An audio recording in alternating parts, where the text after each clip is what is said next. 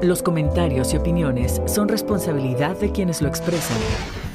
Septiembre es el mes del testamento, por eso hoy tendré la oportunidad de platicar con el subdirector del Registro Público de la Propiedad en el estado de Veracruz, el licenciado Jorge Lince, y pues tratar de despejar algunas de las dudas más recurrentes que tenemos las personas justamente en este tema, el del testamento. Acompáñenme, 30 minutos, comenzamos.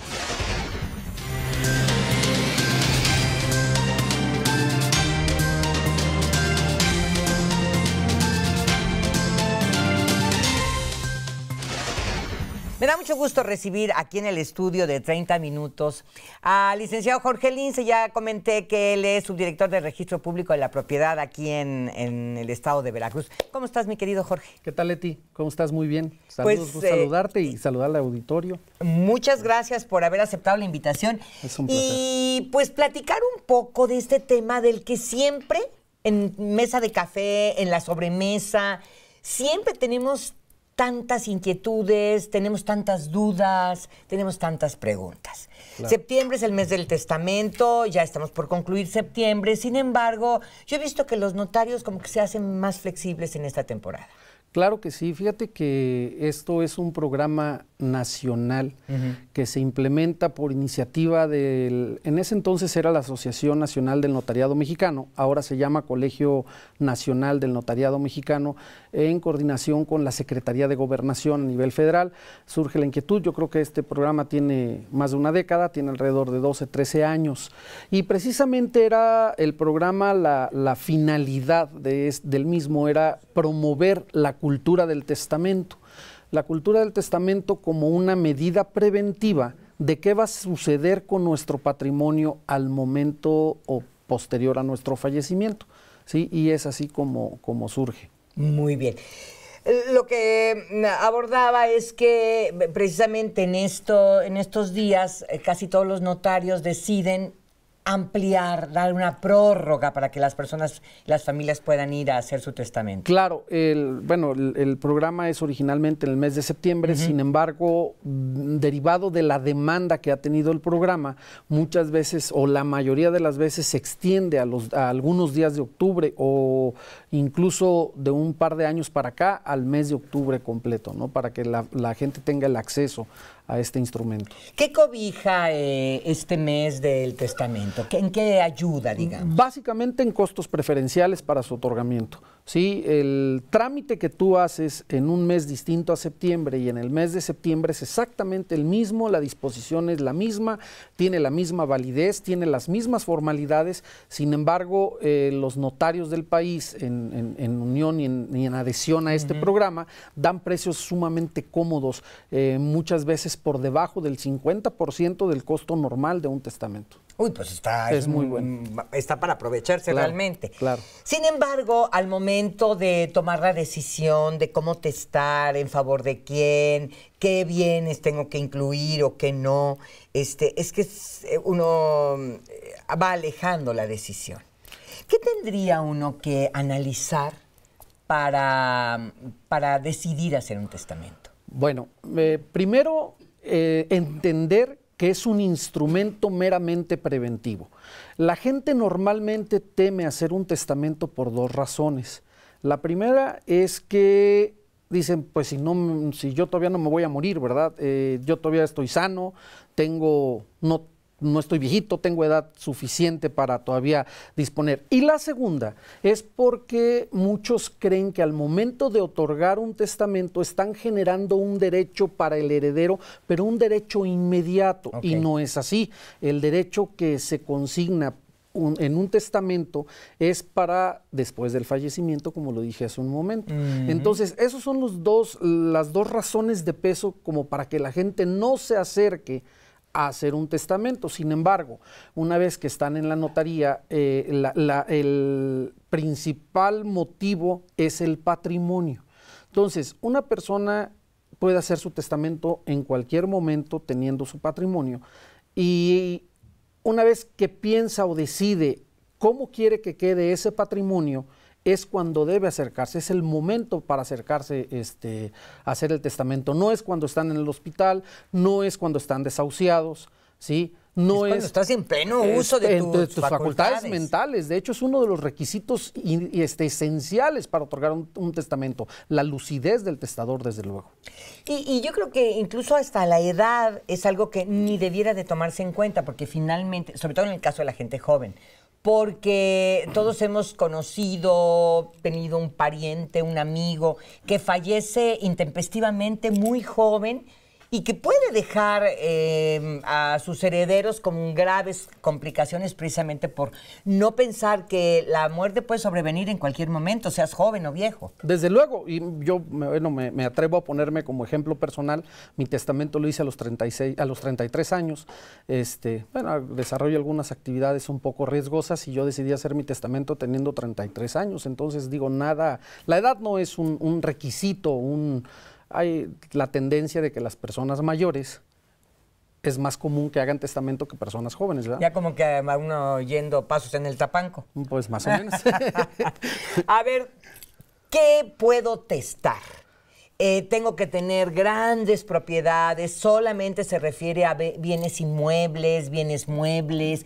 ¿Cómo es? ¿Qué puedo yo heredar? A ver, puedes heredar todo lo que sea susceptible de propiedad y que sea tu propiedad, ¿sí? En general, muebles, inmuebles, dinero, joyas, ¿sí?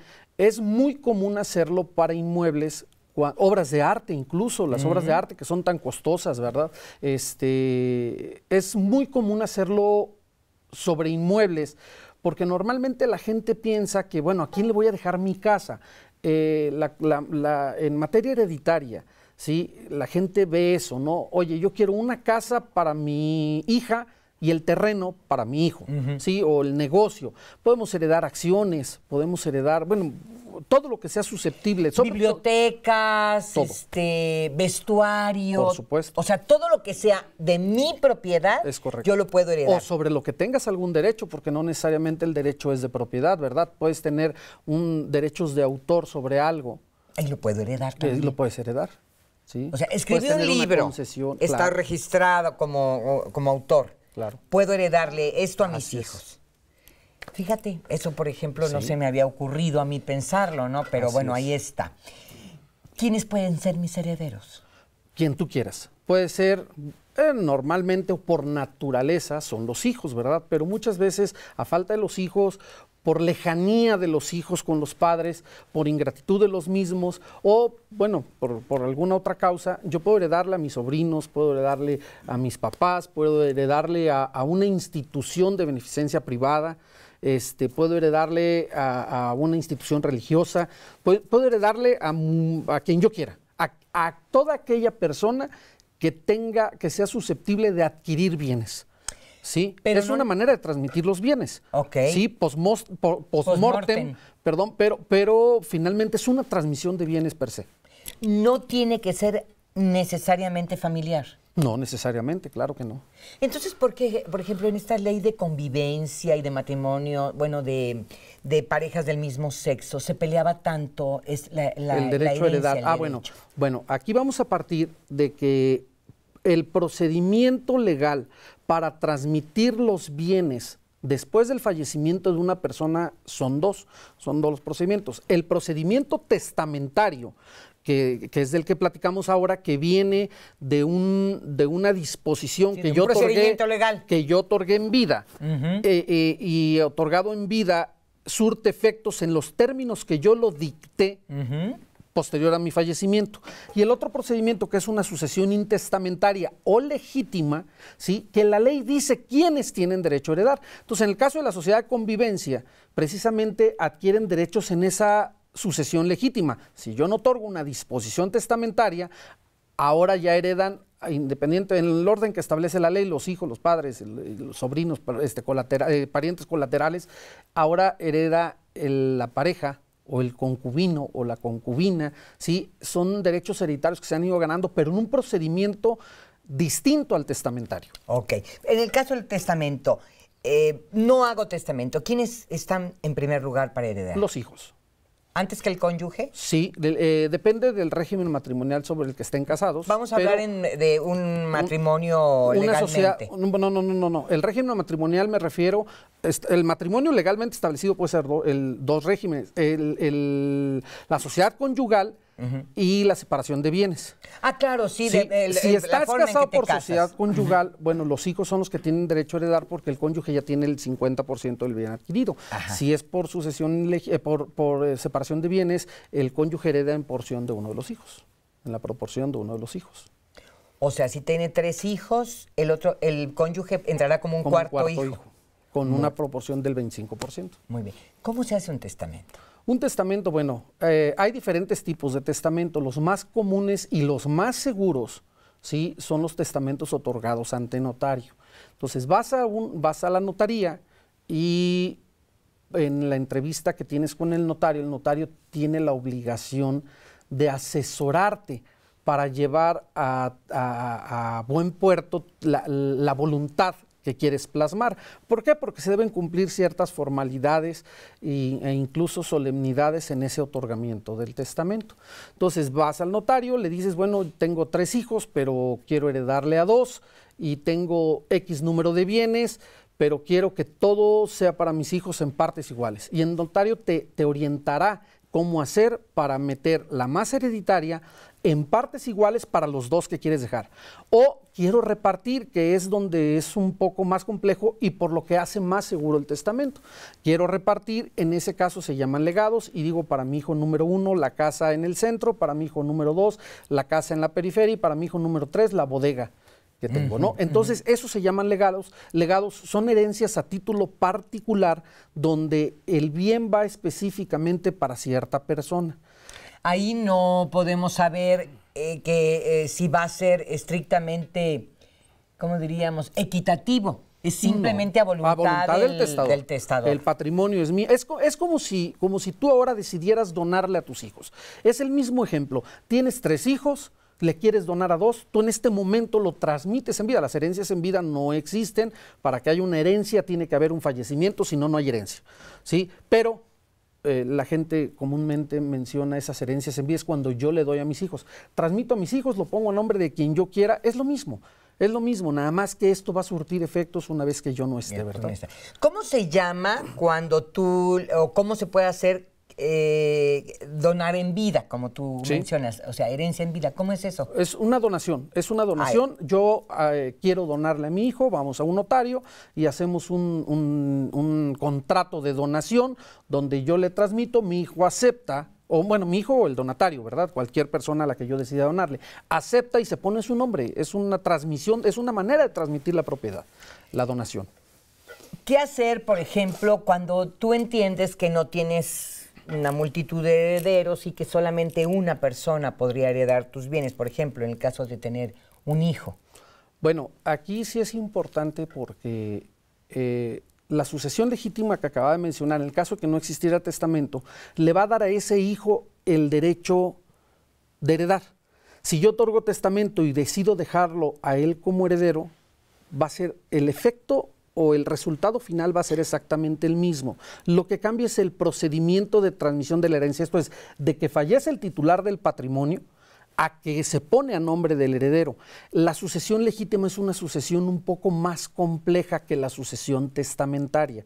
El famoso intestado que nosotros hemos escuchado. Siempre es un rollo, ¿no? Es más complejo, aunque sea uno el que tiene derecho a heredar. ¿Por qué? Porque yo tengo que llegar como hijo a acreditarle al juez o, si se tramita ante notario, que tengo ese derecho a heredar, que existe un entroncamiento, esto es una relación familiar como lo establece la ley, que soy su hijo, tengo que probar eso, tengo que, mencionar o establecer que soy el único con ese derecho, ¿sí? Y que el juez me reconozca ese derecho, e incluso me designe albacea. Entonces, en el caso del testamento, yo no tengo que comprobar ese derecho a heredar. Yo estoy mencionado y vengo a ejercer mi derecho.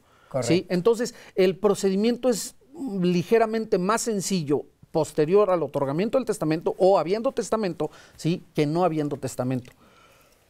¿Qué hace un albacea? El albacea es el que se va a encargar de administrar los bienes desde el fallecimiento del titular de la sucesión o de quien otorgó el testamento o el titular de la sucesión en el caso de la intestamentaria, hasta que pase a nombre de los herederos el patrimonio, hasta que ya esté establecido a nombre de los herederos. Ejemplo, si son locales comerciales, el albacea es el que se encarga de administrar las rentas. Si hay una carga, por decir algo, que yo tengo un terreno y se lo dejo a mis 2 hijos por partes iguales, el albacea es el que tiene que obtener los permisos necesarios para que de ese terreno se hagan 2 escrituras diferentes. ¿Sí? El albacea es el que se encarga de cumplir la voluntad del testador en los términos establecidos en el testamento, o en el caso de la sucesión intestamentaria se encarga de llevar a buen puerto esa herencia, ¿no? De ver que se acrediten los derechos, de que se hagan los inventarios, se hagan los avalúos, se hagan un proyecto de partición aprobado por los herederos para que la herencia pase en las proporciones, en proporciones equitativas y adecuadas para los herederos. ¿Se registran los testamentos? Sí. ¿No se registran? Sí. ¿Cómo es? Existe, a nivel estatal, existe un registro de disposiciones testamentarias en la Dirección de Notarías y Registro Público, que lleva el registro de los testamentos a partir de 1932. Sin embargo, hace algunos años, hace aproximadamente 15 años, surgió un registro nacional de testamentos. Es una base de datos coordinada por el gobierno federal, en la que los notarios ante cuya fe se pasan los testamentos, mandan un aviso de testamento del otorgamiento con los datos generales del testador, incluyendo el nombre de los padres. Esto es muy importante, porque la homonimia, Claro. puede... Las personas que se llaman igual. Es correcto. Tiende a generar algún tipo de problemas en las sucesiones, sobre todo en apellidos comunes y nombres comunes, ¿no? Yo quiero que consultes una base de testamentos de una persona que se llame José González. Exactamente, José González Hernández, y te van a aparecer 600 testamentos, Sí, o claro. 300 testamentos tal vez, ¿verdad? Entonces, es muy importante que se pongan sus datos generales y el nombre de los padres. Incluso se marca una casilla donde se establece si hay reconocimiento de hijos o no dentro de la disposición testamentaria. No se dice en el registro cuáles son las disposiciones o quiénes van a ser los herederos. Únicamente se dice que una persona otorgó testamento o una persona lo revocó, ¿verdad? Claro. Justamente ese es el punto siguiente. Nos garantiza un testamento que nuestros hijos, nuestros herederos, la familia, no tendrá problemas. ¿Es una garantía? Sí, es una garantía, porque siempre y cuando se cumplan las formalidades que establece la ley para el otorgamiento, es una garantía, porque se debe respetar la voluntad del testador. Hay situaciones que hay que prever. Por ejemplo, si existen hijos, hay que dejarles alimentos, porque tenemos obligación de darles alimentos a esos hijos. Alimentos en los términos legales, ¿verdad? Que incluyen vestido y todo lo que incluye el término de alimentos. Hay que dejarle previsto alimentos a esos menores. Si está al momento del fallecimiento hay un hijo concebido no nato, bueno, también tiene que ser protegido por la sucesión, ¿verdad? Y en esos casos el testamento puede declararse inoficioso. O si se demuestra que al momento del otorgamiento el testador no estaba en pleno uso de sus facultades mentales, también muchas veces pasa, es muy común que la gente busca al notario cuando la persona está en etapa terminal en un hospital, y hay testamentos que se levantan en hospitales. A veces es muy riesgoso. El testamento hay que otorgarlo con certificados médicos de que la persona está bien, acreditar que está en pleno uso aunque esté en el hospital. A veces, bueno, son enfermedades como cáncer o como otras que no afectan la mente. La decisión, que no infieren la decisión, pero hay que acreditar todo eso, ¿no? Hay que cubrir muy bien la voluntad del testador para que efectivamente se respete. Sobre todo si hay hijos no considerados en el testamento, porque ellos son los que van a repelar, son los que pudieran demandar o impugnar, tratar de impugnar ese testamento. O sea, justo esa es la siguiente pregunta. ¿Quiénes pueden impugnar un testamento? A ver, ¿quiénes pueden impugnarla con derecho realmente establecido? Claro, con derecho. Es, por ejemplo, la madre del menor que Que no se le dejaron cubiertos. A quien no se le debió, se le dejó cubierto el derecho a alimentos, ellos pudieran pedir la inoficiosidad del testamento, o quien demostrara o quien tuviera pruebas de que el testador no estuvo en pleno uso de sus facultades mentales, ¿verdad? Son casos muy específicos. La verdad es que el testamento es un instrumento diseñado para que quien lo otorgó tenga la certeza de que cuando se ejercite o se ejecute en los términos que lo dijo, ¿verdad? Porque ya no está para defender su instrumento. Entonces, la verdad es que no es tan fácil impugnar un testamento. Y podemos ver historias de gente que intenta impugnar el testamento, en general, hijos inconformes o personas inconformes porque se creían con derecho a heredar y que no fueron considerados en el testamento y que no prosperan. Por lo menos no en la cantidad en que ellos pensaban. No, pero es que no es en la cantidad, porque si yo dispongo de todos mis bienes dentro del testamento y no estás considerado, no hay cantidad. No, me refiero a personas, no sé, hijos inconformes que creen que a otro hermano le dieron más y que él se considera con mayor derecho, entonces va y impugna. Así es, pero no va a prosperar la impugnación siempre que un testamento se haya previsto con todas las formalidades que establece la ley. No le van en un juzgado, que es donde se impugnan los testamentos, no le van a otorgar la razón. ¿Qué legalidad o qué le da legalidad a mi testamento? Es decir, ya hice el testamento, fui con el notario, tomé la decisión de cómo voy a repartir mis bienes. ¿Cómo sé que mi documento es legal? Bueno, precisamente esa es la confianza que depositas en el notario al que visitas, ¿verdad? Porque quien se va a encargar de que se cubra la formalidad de tu voluntad como testador es el notario. Entonces, yo siempre equiparo a los notarios como el doctor patrimonial de la gente. O sea, tú vas con tu doctor de confianza cuando te sientes mal para poner en sus manos tu cuerpo en la parte que corresponda, pero tú vas al notario a poner en sus manos tu patrimonio. Entonces el notario tiene que cuidar esas partes. Realmente pues es un tema de confianza con el notario que vas. No tienes tú como testador que hacer una verificación de que el notario hizo bien su trabajo. Digo, damos por hecho que los notarios lo hacen, claro. Ajá, claro. No haces testamento. ¿Qué bronca van a enfrentar tu familia, tus hijos? Depende, a ver. O sea, ¿cómo es una sucesión testamentaria? ¿Cómo se procede para finalmente que se adjudiquen tus bienes? A ver, primero van con el juez y dicen, soy hijo en primer lugar. En caso personal, por ejemplo, yo tengo 2 hijos, quien tuviera 3 así sería, quien tuviera 7 sería la misma manera. Si los hijos son mayores de edad, van y dicen, a ver, soy hijo en primer lugar, segundo lugar, tercer lugar, el lugar que le corresponda. Le dicen al juez, bueno, somos los únicos que tenemos derecho a heredar, existe el cónyuge quien también comparece y solicita que se le reconozcan sus gananciales matrimoniales de la mitad del patrimonio hecho dentro del matrimonio.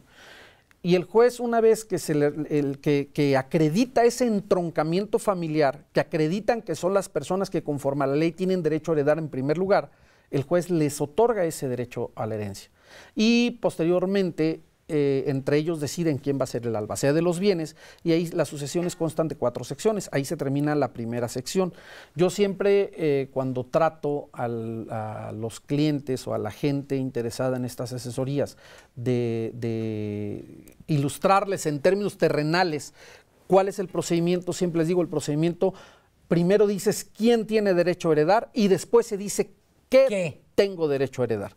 Entonces, ya que acreditaste el entroncamiento familiar, y ya se te fue reconocido y reconocidos entre los coherederos ese derecho a la herencia por partes iguales, viene el qué, es donde se hace un inventario y avalúo, se hace, los bienes tienen que ver qué existe en el haber, en la masa hereditaria, qué existía en el haber patrimonial del autor de la sucesión, en este caso las alhajas, las joyas, los bienes, los autos, ¿sí? Se hace un inventario, se evalúa y posteriormente se hace un proyecto de partición que es en las proporciones que se hayan reconocido entre los herederos y se hace la partición y una vez que todos estén de acuerdo, el juez decide, les autoriza y se procede a la adjudicación de los bienes. Entonces ya es donde se pone a nombre de cada quien cada una de las... Pero necesariamente una sucesión testamentaria costará dinero y esfuerzo.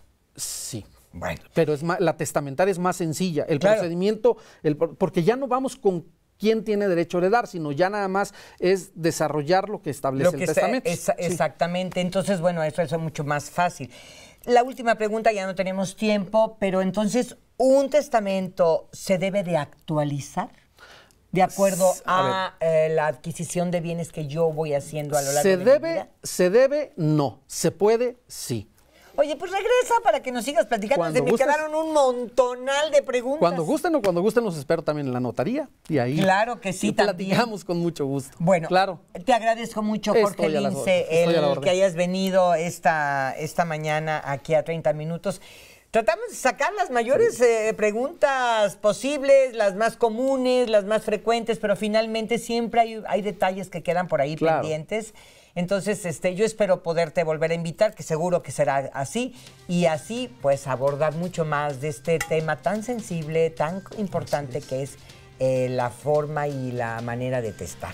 Que te vaya muy bien, Jorge. Muchísimas gracias. Y muchísimas gracias a usted que ha hecho favor de acompañarme esta mañana aquí en 30 minutos. Como siempre, lo espero en la próxima.